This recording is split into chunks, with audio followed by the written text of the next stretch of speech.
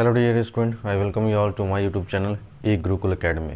जैसा कि दोस्तों मैंने मेंसुरेशन का पार्ट 2 जो है आज आपके सामने मैं डिस्कस करने जा रहा हूँ, है ना। इससे पहले मैंने वीडियो डाला था पार्ट 2 का, लेकिन किसी कारणवश जो है वो वीडियो मुझे हटाना पड़ा, है ना, क्योंकि उसमें कुछ जो है बातें मैं मिस कर दिया था। तो आइए यहाँ पे अब हम लोग, है ना, पिरामिड के बारे में एक बार फिर से ध्यान से समझते हैं कि सर पिरामिड के बारे में क्या क्या खास बातें हैं जो आपको याद रखने वाली बात है।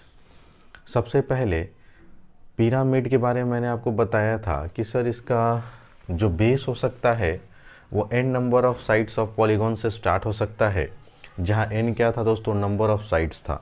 और नंबर ऑफ साइड्स जो सबसे छोटा पॉलीगॉन होता है वो n बराबर 3 से शुरू होता है। तो एक ऐसा फिगर जो 3 लाइन सेगमेंट से अगर घिरा होता है तो उस पॉलीगॉन को हम लोग ट्रायंगल कहते हैं। एक ऐसा लाइन सेगमेंट जो 4 साइडेड लाइन सेगमेंट से घिरा होता है उसको क्वाड्रिलेटरल कहते हैं। समझे दोस्तों, क्वाड्रिलेटरल में भी बहुत सारे टाइप्स आपको पढ़ने हैं, स्क्वायर बेस, रेक्टेंगुलर बेस, है ना, रोम्बस बेस, पैरेललोग्राम बेस, कुछ भी हो सकता है, ट्रेपेजियम बेस। तो मैं अभी फिलहाल डिस्कस कर रहा हूँ आपसे क्या चीज़, पिरामिड।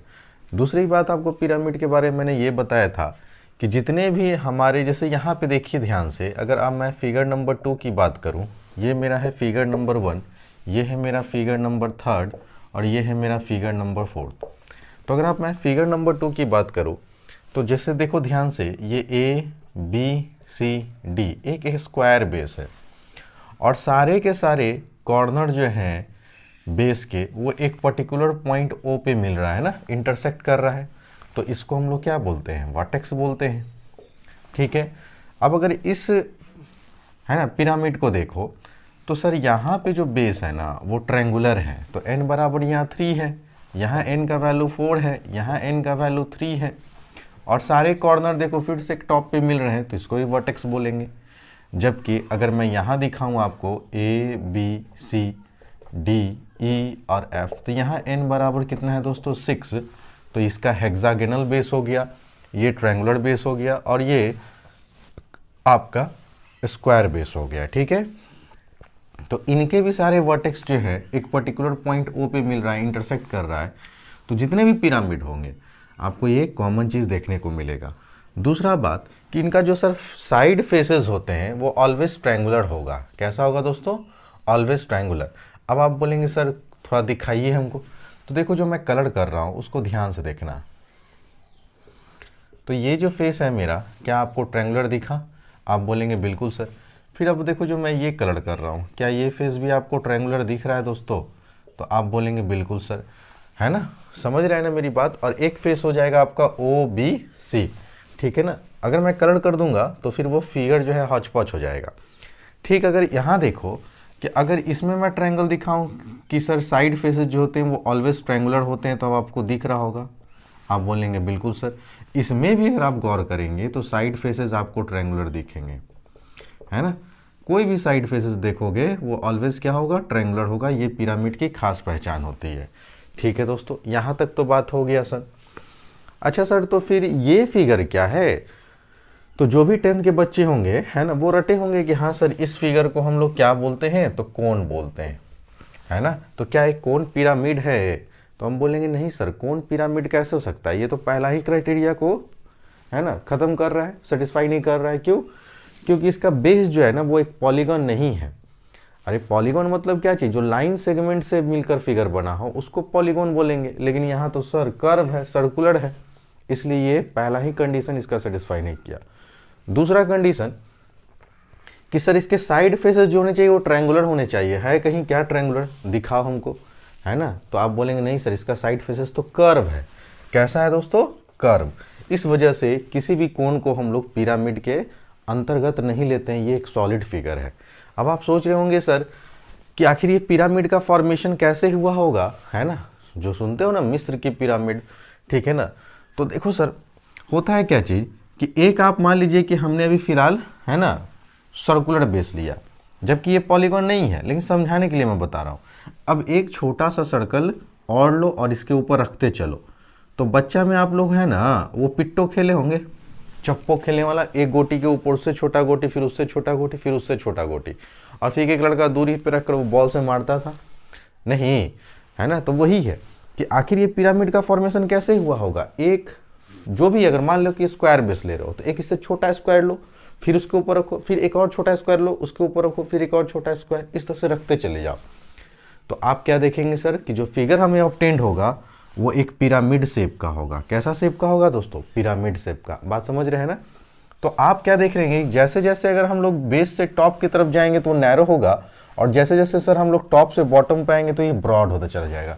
ये हुआ पिरामिड की पहचान, ठीक है ना। तो ये पिरामिड है, ये पिरामिड है, और ये पिरामिड है, ठीक है। लेकिन कौन एक क्या है दोस्तों? सॉलिड फिगर है। इसके अलावा बहुत सारे फिगर अभी आपको पढ़ाऊंगा मैं, है ना, सो ध्यान दीजिएगा, ठीक है। तो जितने भी 10th के बच्चे हमें देख रहे हैं ना, वो वीडियोस को लाइक, शेयर और सब्सक्राइब जरूर किया करें, है ना। आइए आगे देखते हैं। जैसे मान लीजिए कि मेरे पास अब ये सॉलिड फिगर है, ठीक है। तो अब यहाँ पे इसका मान लेते हैं कि ये सेंटर हुआ, और यहाँ से सेंटर से सर्कमफ्रेंस का दूरी क्या कहलाता है? रेडियस। तो इस सॉलिड फिगर को हम लोग क्या बोलेंगे? स्फीयर, ठीक है। क्या बोलेंगे? स्फीयर। जैसे आलू क्या है दोस्तों?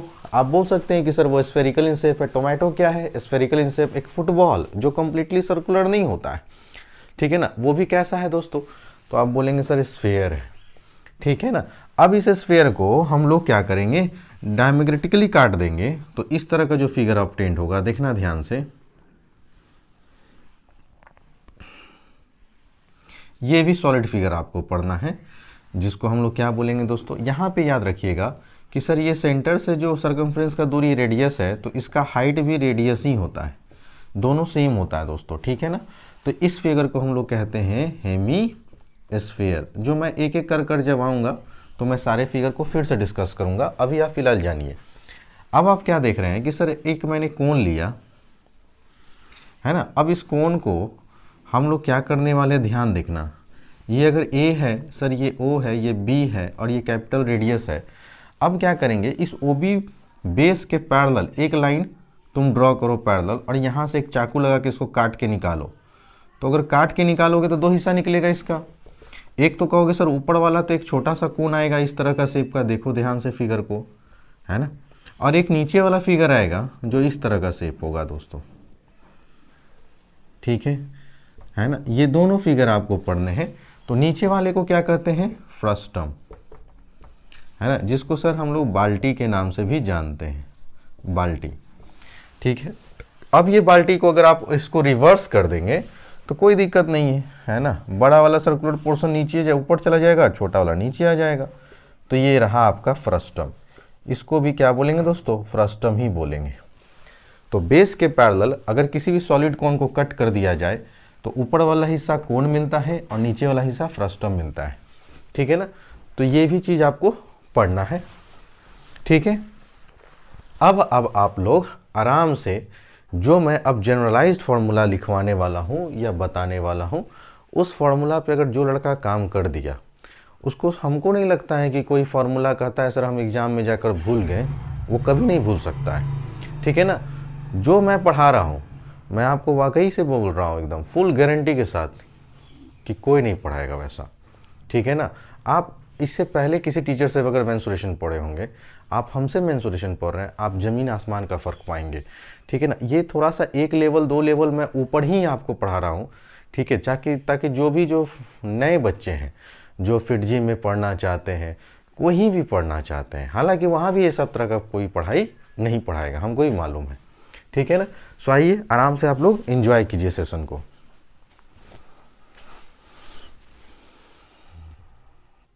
आइए स्टूडेंट, जैसा कि आप लोग अभी बोर्ड पे देख रहे हैं, सर हमारे पास दो टर्म लिखे हुए हैं, एक है आपका एरिया और दूसरा है आपका वॉल्यूम। सबसे पहले तो बहुत लोगों को पता ही नहीं होता है कि एरिया क्या होता है और वॉल्यूम क्या होता है। तो जैसे मान लो कि मैंने एक क्लोज्ड ज्योमेट्रिकल फिगर बनाया, रेक्टेंगल ABCD, ठीक है ना। तो ये क्लोज्ड ज्योमेट्रिकल फिगर जो रेक्टेंगल इन शेप देख रहे हैं, ये दरअसल 4 लाइन सेगमेंट से मिलकर बना है, AB BC CD और AD। तो ये 4 लाइन सेगमेंट के द्वारा जो एरिया या स्पेस है ना, जो ये कवर्ड कर रहा है, इसी को क्या बोलते हैं दोस्तों मैथमेटिक्स में, एरिया के नाम से कहते हैं, है ना। द स्पेस और रीजन, है ना, bounded by these line segment और close any close geometrical figure, उसी को हम लोग क्या बोलेंगे, एरिया, है ना। तो अगर मान लीजिए कि सर अब ये सर्कल बना दिए, ठीक है ना, तो हम बोलेंगे सर ये जो आपका क्लोज्ड कर्व पोर्शन के द्वारा जो भी रीजन बाउंडेड हो रहा है ना, इसी को क्या बोलेंगे, एरिया बोलेंगे, ठीक है। The space or region bounded by any curve or a line segment of any geometrical figure is known as its area. जबकि वॉल्यूम क्या है ना, तो वॉल्यूम की अगर बात करें तो सिंपली बोलेंगे सर कैपेसिटी, है ना, क्षमता, है ना, या फिर आप इसको क्या बोलेंगे सर, क्वांटिटी, जो बोलना चाहिए आप बोल सकते हैं। जैसे मान लीजिए, है ना, कि आपके पास इस तरह का गिलास है, एक गिलास है, ठीक है ना, इस गिलास में आप कितना लीटर पानी डाल सकते हैं, यही इसका क्या बोलेगा, हम बोलेंगे सर इसको ही हम लोग वॉल्यूम बोलेंगे। मतलब सिंपली वॉल्यूम कैपेसिटी का मतलब होता है मात्रा, है ना, जिसको आप अमाउंट भी बोलते हैं, अमाउंट ऑफ सब्सटेंस, है ना, contained in an object in a solid, इसी को क्या बोलेंगे, वॉल्यूम कहेंगे, ठीक है। तो क्वांटिटी, कैपेसिटी, मात्रा, ठीक है ना, अमाउंट, ये होता है वॉल्यूम, ठीक है ना। अब यहाँ से अगर ये चीज़ अगर आप लोग सीख गए, तब हेडिंग दीजिएगा generalized formula of a prism. दुनिया का कोई भी प्रिज्म हो, है ना, उसके लिए सारे फार्मूला एक ही जैसे होंगे, है ना। अगर आपने इस फार्मूला को अगर अच्छे से याद कर लिया तो फिर मुझे नहीं लगता है कि पूरे मेंस्ट्रुएशन में कोई दिक्कत होगा, और जब तक मैं हूँ कोई दिक्कत होने भी नहीं दूंगा। आइए लिखिए generalized formula of a prism, ठीक है। ये थोड़ा सा ओलंपियाड लेवल का क्लासेस में ले रहा हूँ दोस्तों, है ना। देखना चाहता हूँ कि मेरे बच्चे जो है ना, जो हम मैं समझाना चाहता हूँ उसे वो पचा पाते हैं या नहीं, ठीक है ना। आइए, क्यों मैं पढ़ा रहा हूँ ये सब चीज़, आपको थोड़ी देर के बाद, है ना, आपको समझ में आएगा। तो सबसे पहले लिखिएगा generalize formula of a prism. तो किसी भी तरह का प्रिज्म हो, अगर उसका सर आपको वॉल्यूम कहाँ निकालने के लिए, तो बस ये फार्मूला याद रखिए, area of the base into height. किसी भी तरह का प्रिज्म होगा, अभी मैं एग्जांपल लूंगा, है ना, इसलिए आप टेंशन नहीं लेंगे। पहला वॉल्यूम क्या होता है sir, area of the base into height. दूसरा, किसी भी तरह का अगर प्रिज्म रहे, उसका अगर लैटरल सरफेस एरिया कहे निकालने के लिए, तो आप क्या लिखेंगे दोस्तों, हाँ, पेरीमीटर ऑफ द बेस, याद रखेंगे formula, perimeter of the base, तब हो जाएगा हाइट इनटू हाइट।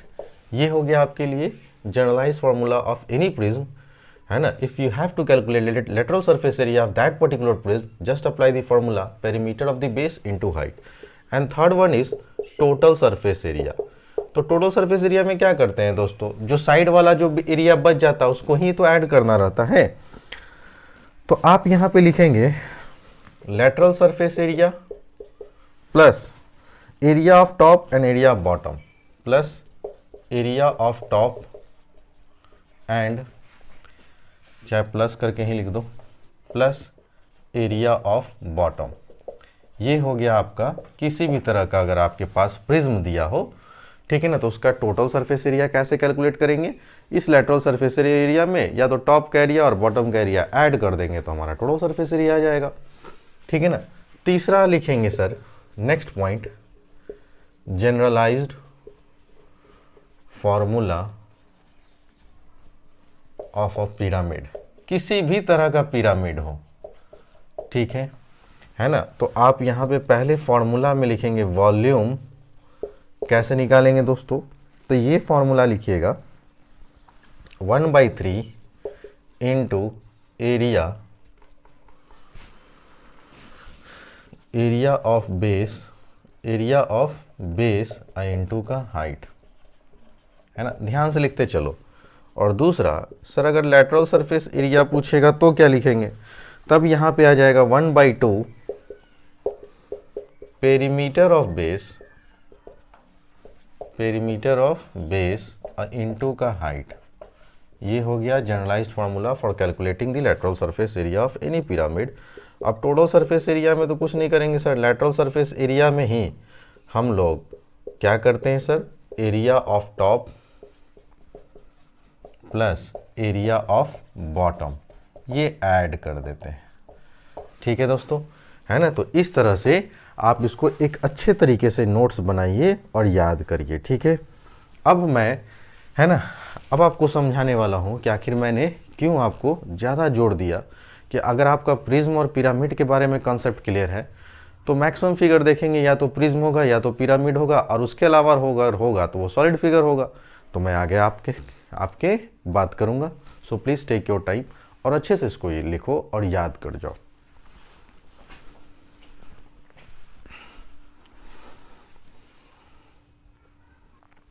आइए स्टूडेंट, अब आपकी सिलेबस आपके सामने दिख रहा होगा। सबसे पहला जो आपका प्रिज्म जो पढ़ना था आपको, वो किसके बारे में पढ़ना था, क्यूबॉइड के बारे में पढ़ना था। क्यूबॉइड का फॉर्मेशन कैसे हुआ होगा दोस्तों, एक रेक्टेंगुलर पेपर लीजिए, उस पेपर के ऊपर एक और पेपर उसी सेम साइज का रखते एक समय आएगा कि आप देखेंगे कि जो आपको सॉलिड फिगर ऑब्टेन हो रहा है, वो दरअसल एक प्रिज्म है। प्रिज्म के बारे में मैंने खास बात क्या बताई थी कि सर प्रिज्म का जितना भी सर आपका लेटरल सरफेस एरिया होता है वो एक रेक्टेंगुलर हो सकता है, वो एक स्क्वायर हो सकता है, कहने का मतलब वो एक पैरेललोग्राम होता है, साइड फेसेस। ठीक है ना। प्रिज्म के बारे में मैंने ये बताया था आपका। प्रिज्म का सर जो मेरा बेस होता है ना, वो आप देखेंगे कि मैक्सिमम टाइम में मैं एक, है ना, क्या लूँगा, रेक्टेंगुलर लूँगा, ट्रायंगुलर लूँगा, कुछ भी ले सकता हूँ। ठीक है ना, कोई दिक्कत। और फेसेस जो होते हैं प्रिज्म के वो हमेशा एजेस पे मिलते हैं। जैसे ये फेस हुआ, देखो इस एजेस पे मिल रहा है ना, हमेशा किनारे पे मिलते हैं। तो ये क्या है सर, एक मेरा क्यूबॉइड है। क्या है, क्यूबॉइड। ठीक है, तो इस तरह के मैंने क्यूबॉइड आपके सामने बना रखा है, ध्यान से देखिएगा। सर ये क्यूबॉइड का क्या कहलाता है दोस्तों, तो आप बोलेंगे सर ये तो इसका लेंथ कहलाता है। अगर मैं पूछूं ये क्यूबॉइड का क्या कहलाएगा तो आप बोलेंगे सर ये इसका ब्रेथ का।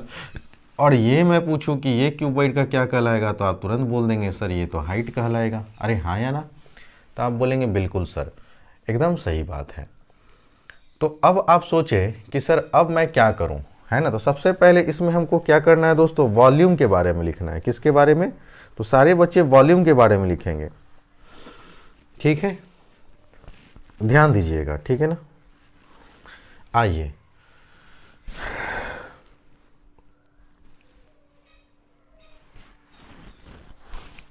देखो, ध्यान से देखना। तो एक चीज़ मैं दिखा रहा हूँ, देखना ध्यान से। इस कॉर्नर को, सबसे जो टॉप का कॉर्नर है और जो सबसे बॉटम का कॉर्नर है, इसको मैं मिला रहा हूँ। ध्यान देना,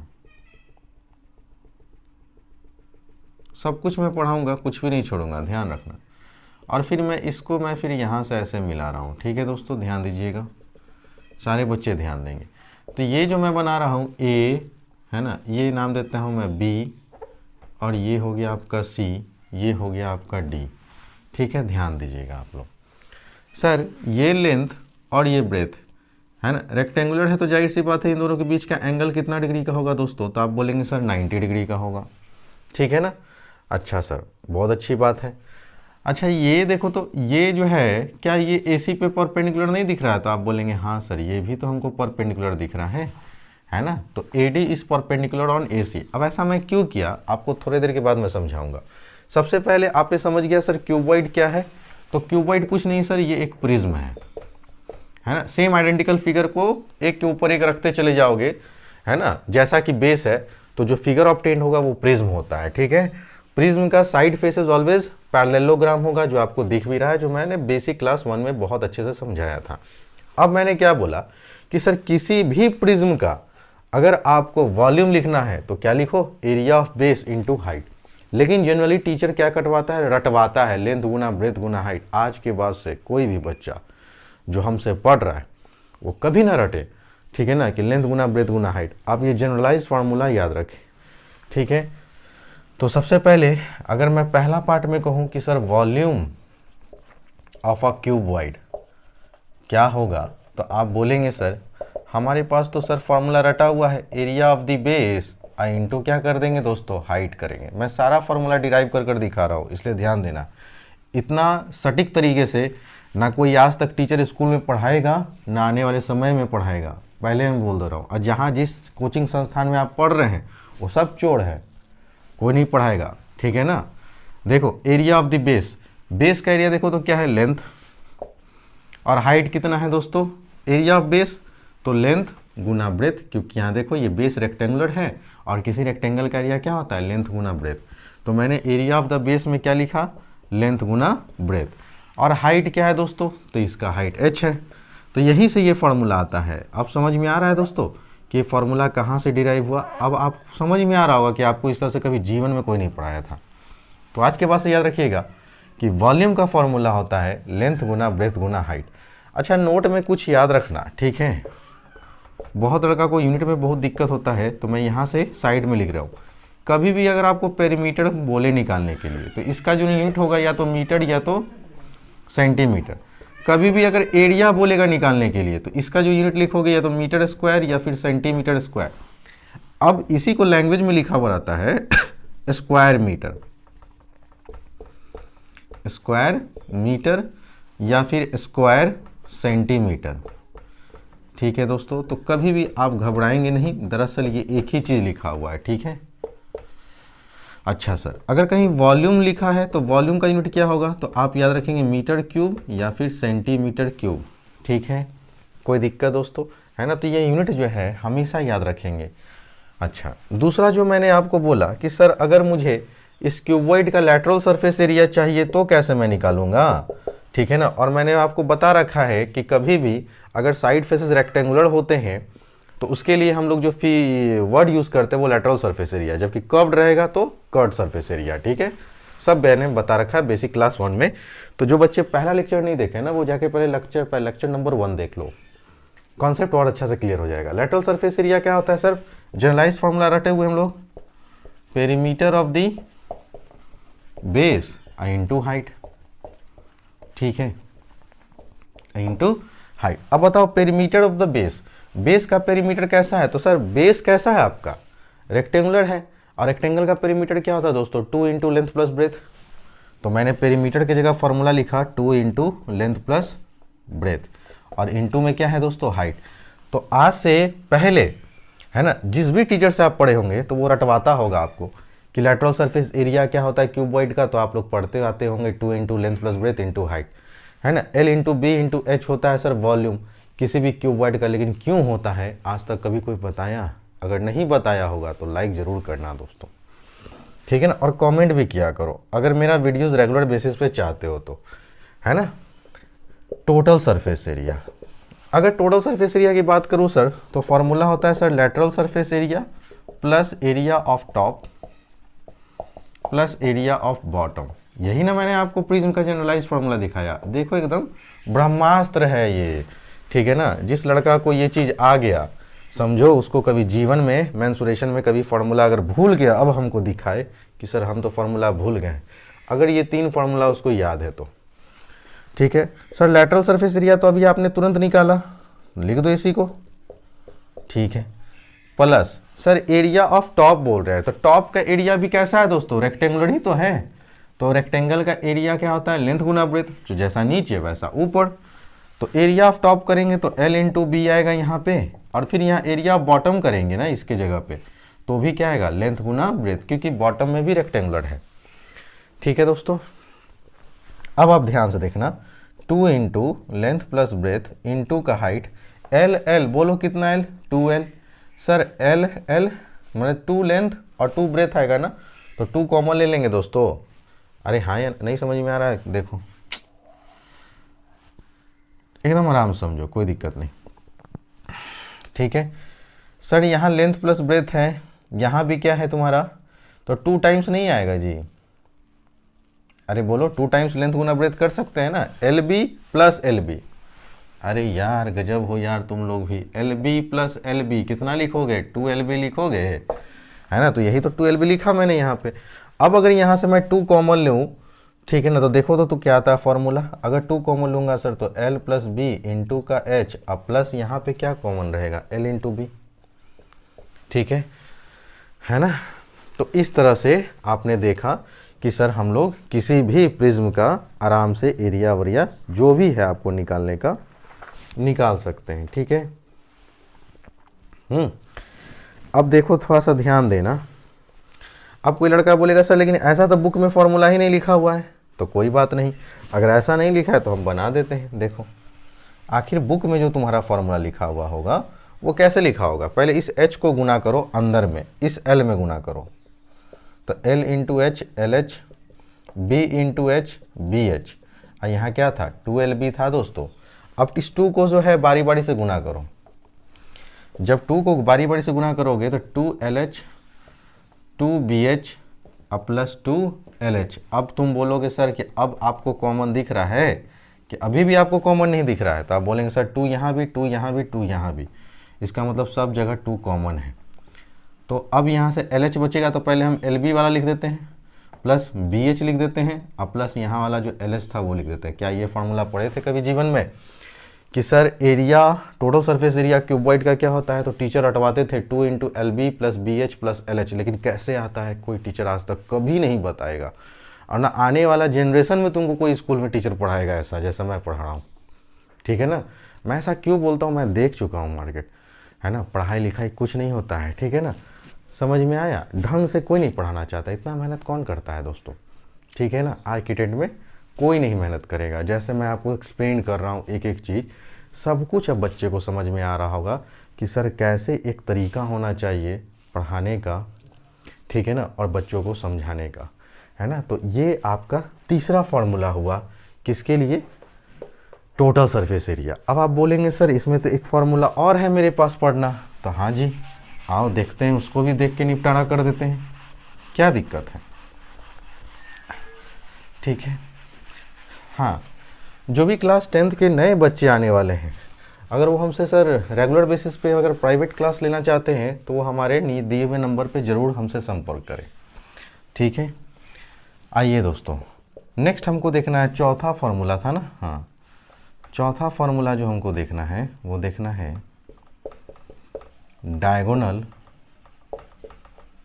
ऑफ अ क्यूबॉइड, ठीक है। ये क्या होता है तो चलो पहले मैं समझा देता हूँ, ठीक है। अब देखना ध्यान से, मैं ट्रायंगल, राइट एंगल ट्रायंगल में गया ABC में, ये बोलो 90 डिग्री है, तो 90 डिग्री के सामने वाला साइड को क्या कहेंगे, हाइपोटेनस कहेंगे दोस्तों। तो हाइपोटेनस क्या होगा, आप बोलेंगे सर L का स्क्वायर प्लस बेस का स्क्वायर, बोलो हाँ या ना। तुम बोलोगे बिल्कुल सर। अच्छा सर इस ट्रायंगल में अगर देखो ADAC ये भी एक राइट एंगल ट्रायंगल है, ये 90 डिग्री के सामने वाला साइड फिर से ये हाइपोटेनस हुआ या नहीं हुआ, तो आप बोलेंगे बिल्कुल सर। तो सर ये भी आपका देखो ध्यान से, ठीक है ना, ये आपका ये निकल चुका है AC डायगोनल। अगर मैं यहाँ से निकालूं कि DC का लेंथ क्या होगा, तो तुम क्या बोलोगे सर ये H होता है ना, तो आप बोलेंगे हाँ जी बिल्कुल बात सही है।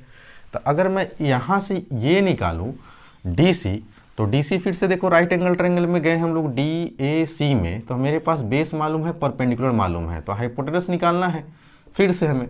तो हाइपोटेनस बराबर क्या होगा दोस्तों, तो आप बोलेंगे सर इसका स्क्वायर कर दीजिए, बेस का स्क्वायर अब प्लस परपेंडिकुलर का स्क्वायर, तो ये हो गया H स्क्वायर। बात समझा या नहीं समझा। हम बात कर रहे हैं किससे, तो from right angled triangle DAC में, देखना ध्यान से। तो अगर मैं यहाँ से DC निकालूं तो तुम बोलोगे सर DC क्या होता है, तो परपेंडिकुलर का स्क्वायर प्लस बेस का स्क्वायर। तो बेस कितना अभी निकाले हो, तो तुम बोलोगे √L square plus B square, इसका होल स्क्वायर कर दीजिए सर। और हाइट कितना है परपेंडिकुलर, तो H इसका भी स्क्वायर कर दीजिए। अरे हाँ या ना, तो ये हो जाएगा DC का स्क्वायर। अगर मैं कहूँ सर कि हमको तो बस DC निकालना है, तो इधर रूट ओवर लोगे ना, तो रूट ओवर पूरे पे आ जाएगा, स्क्वायर से ये रूट कट जाएगा ना, तो L square plus B square और यहाँ क्या रहेगा H स्क्वायर, ठीक है ना। तो आज के बाद से ये फॉर्मूला याद रखना कि सर जो टीचर रटवाते थे कि डायगोनल ऑफ ए स्क्वायर जो होता है वो होता है √L square plus B square plus H square. कैसे आता है कोई नहीं बताता है। अब कैसे आ गया, अब मैंने आपको समझा दिया पाइथागोरस थ्योरम की मदद से। तो आज की बात से याद रखना कि डायगोनल ऑफ अ क्यूबॉइड होता है √L square plus B square plus H square, ठीक है दोस्तों, है ना। तो अगर आपसे पूछा जाए कि सबसे लॉन्गेस्ट से लॉन्गेस्ट जो है रॉड किसी रूम में हम कैसे फिट कर सकते हैं, तो रूम का जो बॉटम हुआ ये हिस्सा ले लो, और रूम का जो टॉप हिस्सा हुआ, जिस रूम में तुम खड़े हो, जिस रूम में तुम हमसे बैठ के पढ़ रहे हो, उस रूम का एक कॉर्नर जो बॉटम लाइन होगा वो ले लो, और रूम का जो सबसे टॉप फ्लोर का कॉर्नर होगा वो ले लो। वही सबसे लॉन्गेस्ट रॉड इसी तरह से तुम रख सकते हो डायगोनली। तो हम अगर हमसे पूछा गया कि सबसे लॉन्गेस्ट रॉड का लेंथ निकालिए, तो कहने का मतलब CD निकालने के लिए, ना कि AC। क्यों? क्योंकि ये बॉटम है ना, बॉटम का ही ये ई कोना हुआ और बॉटम का एक ऊ कोना हुआ, तो ये AC डायगोनल नहीं हुआ। आपका डायगोनल कौन हुआ? लॉन्गेस्ट से लॉन्गेस्ट CD हुआ। ठीक है दोस्तों, हमने यहाँ बॉटम का लिया और यहाँ का टॉप का लिया एक कॉर्नर, तो वो हुआ लॉन्गेस्ट रॉड। तो लॉन्गेस्ट रॉड पूछे, है ना, तो आप यही फार्मूला यूज़ करेंगे। लॉन्गेस्ट रोप पूछे तो भी ये फार्मूला है, मतलब डायगोनल आपसे पूछा जानना चाह रहा है। बात समझ रहे हैं दोस्तों? So please take your time.